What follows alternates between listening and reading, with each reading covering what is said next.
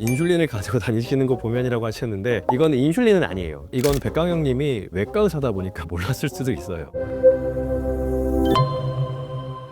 안녕하세요. 윈다이어트 스튜디오의 내분비내과 전문의 우창현입니다. 지금 중증가상센터 정말 재밌게 보신 분들 많죠. 저도 너무 재밌게 봤는데요. 5화 코드 블랙에 당뇨병 환자분이 다치더라고요. 제가 또 마음이 너무 안 좋잖아요. 근데 마침 또 이제 PD님께서 당뇨병 환자분이 다치는데 당뇨병 환자분이면 더 안 좋냐, 이래서 한번 제가 그 씬을 보면서 어떻게 좀 다른지 좀 설명을 좀 드릴게요. 재밌는 장면이 또 있더라고요. 버스가 떨어져가지고 미상의 여자가 긴급 상태로 지금 뼈가 튀어나와 있죠. 이거 오픈 프랙처라고 하거든요. 안에 있어야 되는 장기나 뼈가 바깥으로 돌출되어 있으면은 이거는 무조건 감염이 됐다고 생각을 해요. 말 그대로 균이 들어갔다. 뼈 같은데 균이 달라붙게 되면은요, 진짜 안 나와요. 항생제가 잘 안 가거든요. 그래서 굉장히 심각한 상태라는 걸 알 수 있어요. 주지훈이 진통제를 주잖아요. 일단 먼저 진통제를 주는 게 너무 아프니까 페인 때문에 쇼크 올까봐 진통제 먼저 주는 거예요. 보통 이럴 때는 마약성 진통제, 몰핀 같은 거 바로 줍니다. 이것만 줘도 일단 사람이 좀 살 수 있죠. 너무 아프니까.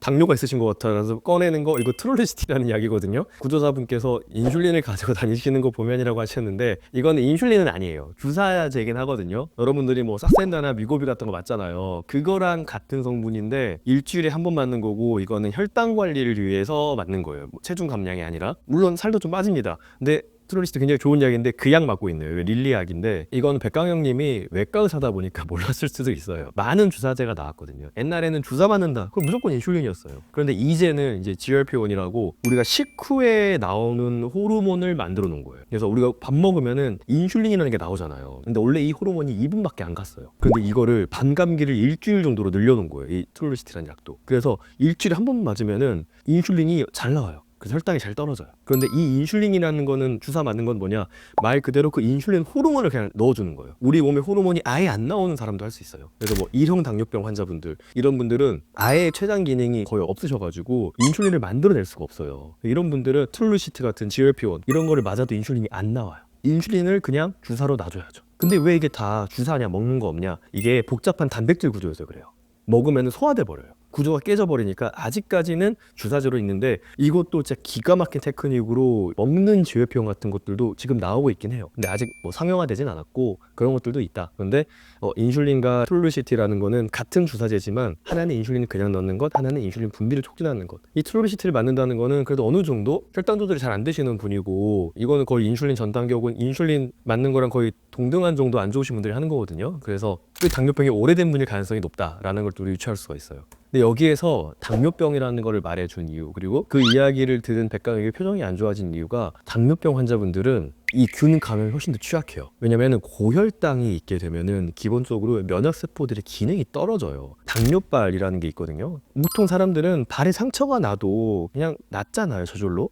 그런데 당뇨병 환자분들은 이게 오래되면은 발의 감각도 떨어지고 균 감염이 돼도 이게 잘 낫지가 않는단 말이에요. 그냥은 뭐 나을 상처가 점점점 퍼지고 썩어가지고 발을 잘라내는 경우들이 많아요. 그래서 우리나라에서 다리를 절단하는 가장 흔한 이유가 뭐냐라고 하면 당뇨병이에요. 감염이 컨트롤이 안 돼가지고 그래요. 아까 말한 대로 면역도 안 좋죠. 감각도 안 좋아요. 상처도 잘 나고, 그리고 혈관도 안 좋아서 혈관으로 피가 잘 안 가니까 상처가 회복이 잘 안 돼요. 근데 아까 이 환자 같은 경우에는 뼈가 밖으로 튀어나왔죠. 이 뼈에 온갖 균들이 다 달라붙은 거예요. 그런데 원래 뼈는 항생제가 잘 안 들어요. 그걸 골수염이라 그러거든요. 뼈에 감염이 생기면은 뭐 괜찮아도 항생제를 6개월까지 막 쓰기도 그래요. 근데 이 환자는 물론 처치를 하고 감염 부위를 다 도려내고 하겠지만, 이 당뇨병 때문에 수술은 잘 됐어도 이 다음에 이제 내과 의사가 꽤나 오랫동안 봐야 되는 환자분이 된 거예요. 이 항생제를 쓰고 감염이 조절되는 동안 혈당 조절이 되게 잘 돼야 되거든요. 그런데 이렇게 다치잖아요. 혈당이 뛰어요.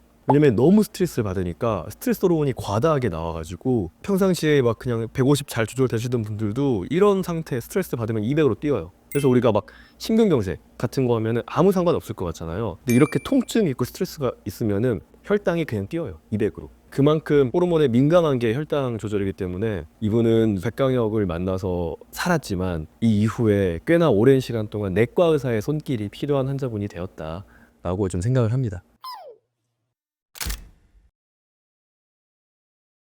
주민등록번호 같은 거를 알 수가 있으면은 이 사람이 과거에 처방받았던 약을 조회해 볼 수가 있어요. 감히 민증 같은 거 있으니까 이 사람이 말은 못해도 그런 걸로 이제 환자분의 과거력이나 투약력을 좀 볼 수가 있고요. 기본적으로 검사들을 다 합니다. 당뇨병 검사 당연히 다 하고 혈당 검사 다 하고. 근데 이제 인슐린 같은 거는 오늘 아침까지 맞았겠죠. 내일 안 맞게 된다. 그 혈당이 확 올라가기 시작해요. 그러면 그걸 보고 우리가 이제 인슐린도 쓰기 시작해요. 어떻게든 우리가 조절을 하죠.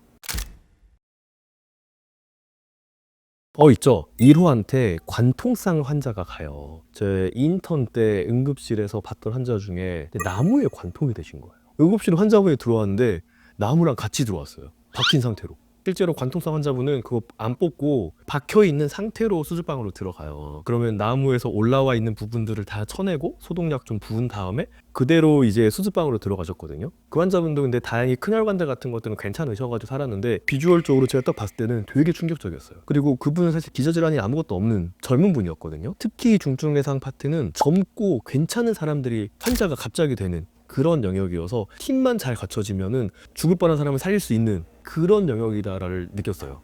관통상 딱 보는데 그 장면이 떠오르더라고요.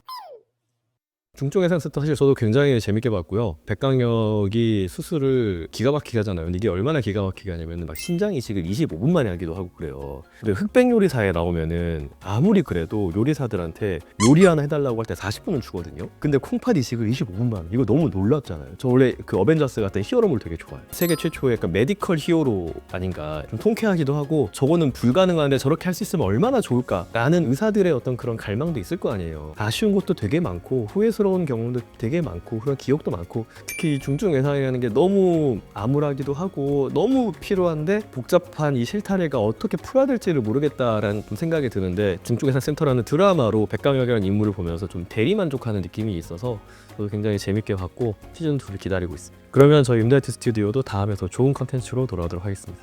감사합니다.